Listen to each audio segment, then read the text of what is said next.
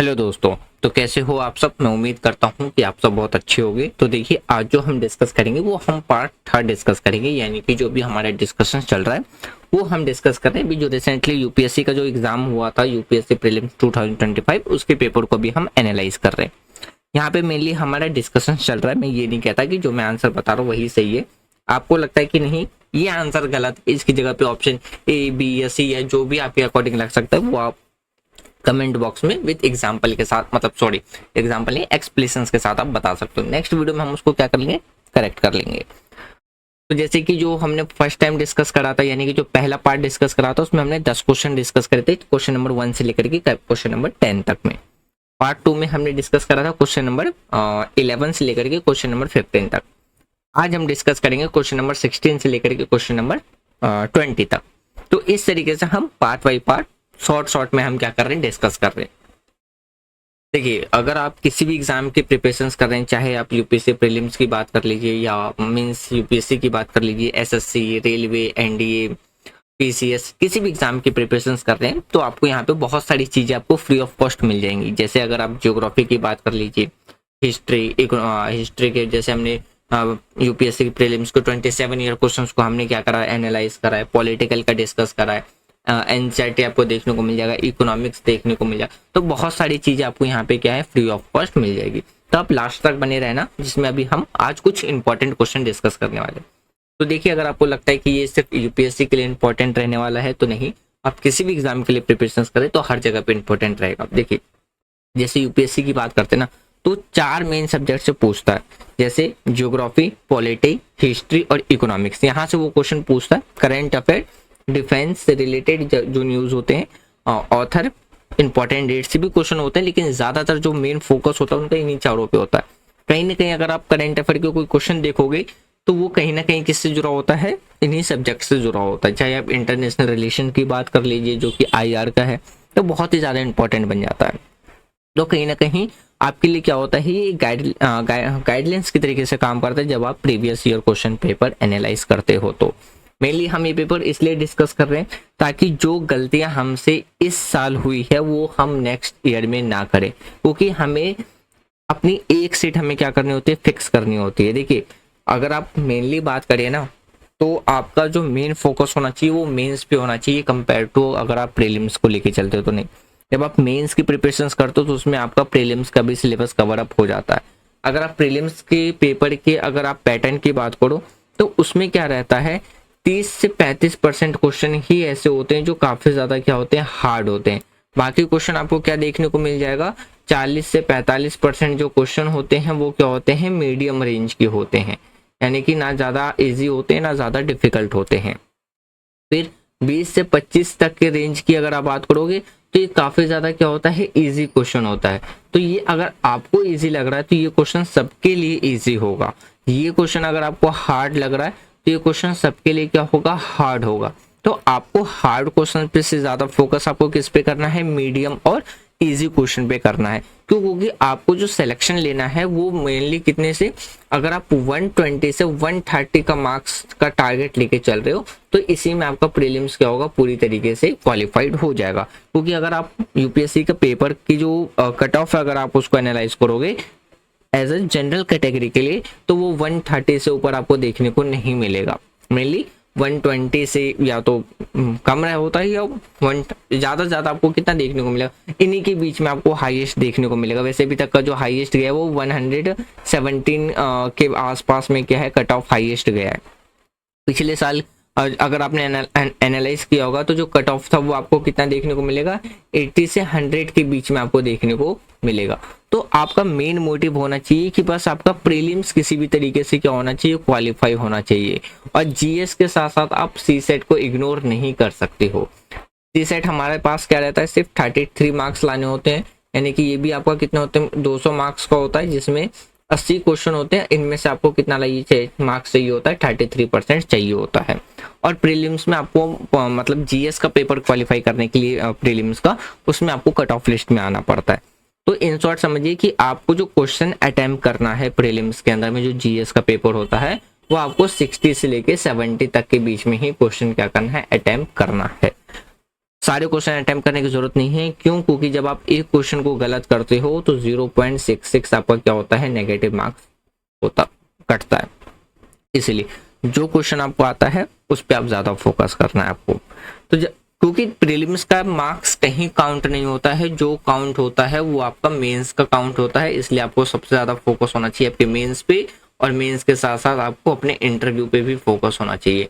देखिए मैं इंटरव्यू पे इसलिए कह रहा हूँ क्योंकि इंटरव्यू में सबसे ज्यादा इंपॉर्टेंट रोल प्ले करता है, वो करता है आपका कम्युनिकेशन स्किल कैसा है, यानी कि आप अपनी बात कितने आसानी तरीके से और कितने अच्छी तरीके से आप रख पाते हो जो भी आपसे सवाल पूछा जाता है। तो यहाँ पे इंटरव्यू का मतलब ये नहीं कि आप इंटरव्यू की वीडियो देखने बैठ जाओ, आप सिर्फ मेंस पे फोकस करो, और साथ साथ में आपको क्या करना है, अपना कॉन्फिडेंस बिल्ड करना है, कम्युनिकेशन स्किल इंप्रूव करनी है, और आसपास में क्या चीजें चल रही हैं उसको आपको एब्जॉर्व करना आना चाहिए। आप उसको एब्जॉर्व करिए, सीखिए उससे। यहाँ से ऑटोमेटिकली आपकी इंटरव्यू की तैयारी क्या होती रहेगी, चलती रहेगी। आपको मेनली फोकस फिर होना चाहिए आपके कम्युनिकेशन स्किल पे, बहुत ज्यादा इंपॉर्टेंट रोल प्ले करता है आपके इंटरव्यू पे। तो इस तरीके से आपको अपने क्या करना चाहिए, अभी जो आपकी जो प्लानिंग है वो होनी चाहिए।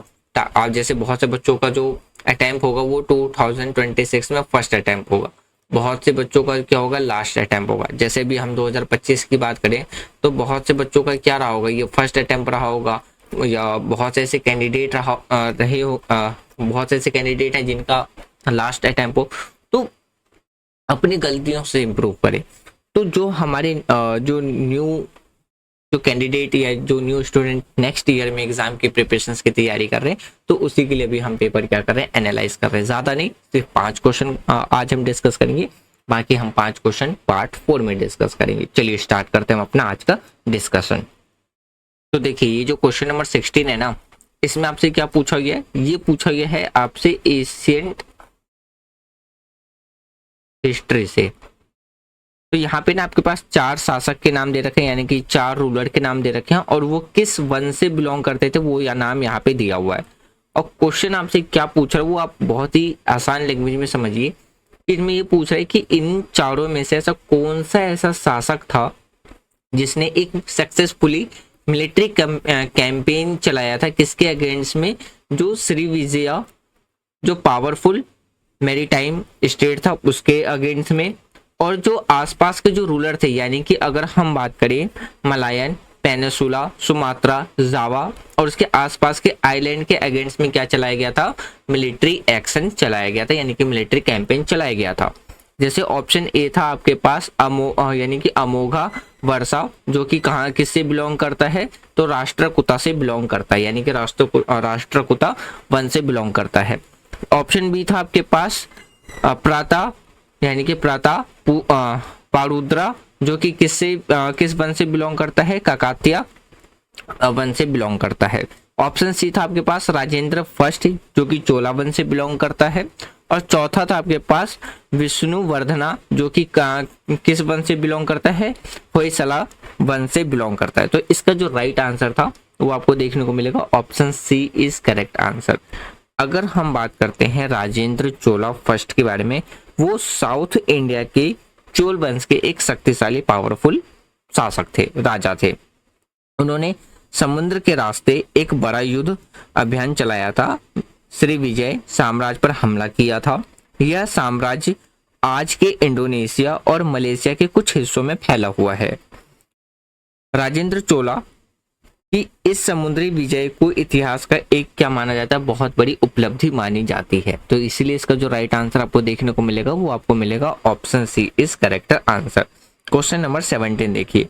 क्वेश्चन नंबर 17 में क्या पूछा गया है, 600 से लेकर के 322 बीसी के रिगार्डिंग में क्वेश्चन पूछा गया एशियंट इंडिया से, कि एक साइड तो हमारे पास क्या है, 4 टेरिटोरियल रीजन के नाम दे रखे हैं, और उस रीजन में कौन सी नदी बहती थी वो दे रखा है, और आपको बताना था कि कौन सी कितने पेयर जो मैच है वो करेक्टली है। जैसे पहले की बात करते हैं, पहला है हमारा अस्माका गोदावरी, दूसरा है कामभोजा विपास, तीसरा है हमारे पास अवंती महानदी, चौथा है कोसाला सरायू। तो इसका जो राइट आंसर आपको देखने को मिलेगा ना, वो आपको देखने को मिलेगा ऑप्शन बी, यानी कि सिर्फ हमारे 2 पेयर ही इसमें सही हैं, बाकी 2 गलत हैं। यानी कि अगर हम 2 सही की बात करें तो पहला और चौथा हमारा सही है, जबकि दूसरा और तीसरा हमारा जो मैचिंग पेयर है वो गलत है। देखिए, अगर हम सबसे पहले हम बात करते हैं किसके बारे में, असमक के बारे में, तो यहाँ पे आपको क्या देखने को मिलेगी, गोदावरी नदी बहती हुई मिलेगी। बिल्कुल सही है। क्यों? क्योंकि ये एक दक्षिण भारत का एक जनपद था। ये कहाँ आपको देखने को मिलेगा, साउथ इंडिया का देखने को मिलेगा, साउथ इंडिया। और यहाँ पे आपको कौन सी नदी बहती हुई नजर आएगी, गोदावरी नदी बहती हुई नजर आएगी। और ये गोदावरी नदी के किनारे पे ही स्थित था, इसलिए हमारा पहला मैचिंग बिल्कुल सही है। दूसरे मैचिंग की बात करते हैं, कंबोज। तो ये क्या था, यहाँ पे अगर जैसे कि दे रखा है बियास, तो यहाँ पे आपको बियास देखने को नहीं मिलेगा। कंबोज ये आपको उत्तर पश्चिम भारत, जो कि आज के टाइम पे पाकिस्तान और अब अफगानिस्तान के पास में था। जबकि यहाँ पे अगर हम ब्यास नदी की बात करें इन प्रेजेंट टाइम पे, तो वो पंजाब और हिमाचल प्रदेश में बहती है। तो इसलिए हमारा जो दूसरा वो हो जाता है, वो क्या हो जाता है, हमारा इनकरेक्ट हो जाता है। तीसरा देखिए, तीसरा है अवंती, जो कि महानदी। ये भी हमारा गलत है। क्यों? क्योंकि अवंती की अगर हम बात करें तो ये आपको कहाँ देखने को मिलेगा, मध्य प्रदेश में देखने को मिलेगा। जबकि महानदी जो है वो छत्तीसगढ़ और उड़ीसा में बहती है। तो इसलिए हमारा जो और तीसरा है वो भी क्या हो जाता है, गलत हो जाता है। चौथा देखिए, जो चौथा है कौशल यानी कि सरयू, ठीक है, तो ये हमारा सही है। क्यों? क्योंकि कौशल जनपद आपको कहाँ देखने को मिलेगा, उत्तर भारत में देखने को मिलेगा, यानी कि आज के टाइम पे ईस्टर्न उत्तर प्रदेश में। और यहाँ पे क्या है, जो सरयू नदी है वो यहाँ पे बहती है। तो इसलिए इसका जो राइट आंसर है वो आपको क्या देखने को मिलेगा, ऑप्शन बी देखने को मिलेगा, यानी कि सिर्फ और सिर्फ 2 पेयर मैचिंग ही हमारे पास सही है। क्वेश्चन नंबर 18 देखिए। 18 किसके रिगार्डिंग में पूछा गया है कि जो 1909 में विष्णु दिगंबर पालुस्कर के द्वारा एक यूनिवर्सिटी यानी कि एक महाविद्यालय की स्थापना की गई थी, जो कि कौन सा विश्वविद्यालय था, म्यूजिक ट्रेनिंग स्कूल था। और कहाँ देखने को मिलेगा, गंधा यानी कि वो जो विश्वविद्यालय था यानी कि गंधर्व महाविद्यालय आपको देखने को मिलेगा। ये बताना था कि कहाँ पे स्टैब्लिश की गई थी, लोकेशन पूछा गया था। जैसे ऑप्शन ए था दिल्ली, ऑप्शन बी था ग्वालियर, ऑप्शन सी था उज्जैन और ऑप्शन डी था लाहौर। तो इसका जो राइट आंसर देखने को मिलेगा वो आपको ऑप्शन डी देखने को मिलेगा, यानी कि लाहौर। तो जो विष्णु दिगंबर पालुस्कर थे, उन्होंने एक शास्त्रीय संगीत को आम जनता तक पहुंचाने के लिए 1909 में लाहौर में एक गंधर्व महाविद्यालय की स्थापना की थी। यह संगीत शिक्षा और संगीत शिक्षा को संस्थापक रूप से देने के लिए यानी कि देने की दिशा में एक महत्वपूर्ण कदम उठाया गया था। तो इसलिए इसका जो राइट आंसर है वो आपको देखने को मिलेगा ऑप्शन डी। क्वेश्चन नंबर 19 देखिए। क्वेश्चन नंबर 19 में क्या है, यहाँ पे किसके रिगार्डिंग में पूछा गया है, सम्राट अशोक के जो अभिलेख मिलते हैं उसमें 3 शब्द के बारे में दिया गया। जैसे पहला दे रखा था प्रादेशिका, दूसरा दे रखा था राजुका और तीसरा दे रखा था यानी कि युक्ता। अब आपको बताना था ये किस लेवल के एडमिनिस्ट्रेशन पे यूज किया जाता था, यानी कि कौन से किस लेवल के एडमिनिस्ट्रेशन के इंपॉर्टेंट ऑफिसर थे। तो जैसे अगर पहला ऑप्शन है village level administration, option B है district level administration, option C है provisional administration and option D था लेवल ऑफ सेंट्रल एडमिनिस्ट्रेशन। तो अगर आपको लगता है इसका आंसर डी या ए होगा तो जी नहीं, ना तो इसका राइट आंसर ए है ना ही इसका राइट आंसर डी है। तो इसका राइट आंसर आपको देखने को मिलेगा ऑप्शन बी, यानी कि अगर हम बात करते हैं प्रादेशिका, राजुका और युक्ता, तो ये आपको डिस्ट्रिक्ट लेवल पे इंपॉर्टेंट ऑफिसर देखने को मिलेंगे। अगर हम प्रादेशिका की बात करते हैं तो ये डिस्ट्रिक्ट लेवल पे क्या होते थे, हेड ऑफिसर होते थे, यानी कि इनका जो काम होता था यानी कि ये जिला के प्रमुख होते थे। राजुक की बात करते हैं तो इनका मेन काम था जस्टिस का और लैंड मेजरमेंट का। युक्त की बात करते हैं तो इनका जो मेन काम था वो था लेखक और राजस्व से जुड़े जो कार्य होते थे उसमें मदद करना। तो ये आपको किस लेवल पे देखने को मिलेंगे, डिस्ट्रिक्ट लेवल पे देखने को मिलेंगे। तो इसलिए इसका जो राइट आंसर है वो आपको क्या देखने को मिलेगा, ऑप्शन बी इस करेक्ट आंसर देखने को मिलेगा। Question number 20। क्वेश्चन नंबर 20 में आपके पास क्या दे रखा है, नॉन कॉर्पोरेशन मूवमेंट के रिगार्डिंग में 2 स्टेटमेंट दिया गया है। दोनों स्टेटमेंट में से बताना है कि कौन सा स्टेटमेंट सही है। जैसे पहले स्टेटमेंट की मीनिंग की बात करते हैं तो इसमें कहा गया है कि कांग्रेस ने सभी वैध और शांतिपूर्ण तरीके से स्वराज प्राप्त करने का अपना उद्देश्य घोषित किया था। ये पहला स्टेटमेंट कहता है। दूसरा स्टेटमेंट कहता है कि इसे स्टेजेस में इम्प्लीमेंट किया जाना था, यानी कि इसको स्टेज में लागू किया जाना था, और यदि 1 वर्ष के भीतर स्वराज प्राप्त नहीं हुआ और सरकार दमन पर उतर आई तो अगले स्टेज में सिविल डिसओबीडियंस और कर नहीं चुकाने की बात की गई थी। ये दूसरा स्टेटमेंट कहता है। तो इनमें से बताना था कि कौन सा स्टेटमेंट सही है। तो ये दोनों के दोनों स्टेटमेंट हमारा क्या है, बिल्कुल सही है। और इसका जो राइट आंसर आपको देखने को मिलेगा वो आपको देखने को मिलेगा ऑप्शन सी इस करेक्ट आंसर, यानी कि statement first and statement second दोनों सही है। अब बात करते हैं फर्स्ट स्टेटमेंट के बारे में। तो देखिए 1920 में क्या था कि जो नॉन कॉर्पोरेशन मूवमेंट स्टार्ट किया जाना था सेल्फ रूल के लिए, तो उसको 2 स्टेज में इम्प्लीमेंट करना था। तो इनका जो मेन उद्देश्य था वो यही बताया गया था कि वो यानी कि पीसफुल तरीके से और लीगल तरीके से वो क्या करेंगे, अपने सेल्फ रूल का जो उनका ऑब्जेक्टिव है, यानी कि जो इनका एम है, उसको वो क्या करेंगे, हासिल करेंगे। यदि फर्स्ट ईयर यानी कि नॉन कॉर्पोरेशन मूवमेंट के 1 साल के बाद यानी उन्हें सेल्फ रूल नहीं मिलता है या जो ब्रिटिश गवर्नमेंट है वो दमन करने लगती है, उसको दबाने लगती है, तो वहाँ पे क्या किया जाएगा, सिविल डिसओबीडियंस मूवमेंट लागू किया जाएगा, जिसमें कि जो नॉन पेमेंट ऑफ टैक्स है उसको भी नेक्स्ट स्टेज में लागू किया जाएगा। तो इसलिए हमारा दोनों ही स्टेटमेंट क्या है, बिल्कुल सही है। और राइट आंसर क्या था हमारा, ऑप्शन सी। तो ये था हमारा आज का डिस्कशन।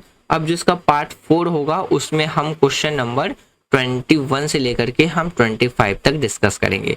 और ऐसे ही मोर इन्फॉर्मेटिव डिस्कशंस के लिए आप चैनल को सब्सक्राइब कर लें। मिलते हैं नेक्स्ट वीडियो में। Thanks for watching friend, take care, जय हिंद।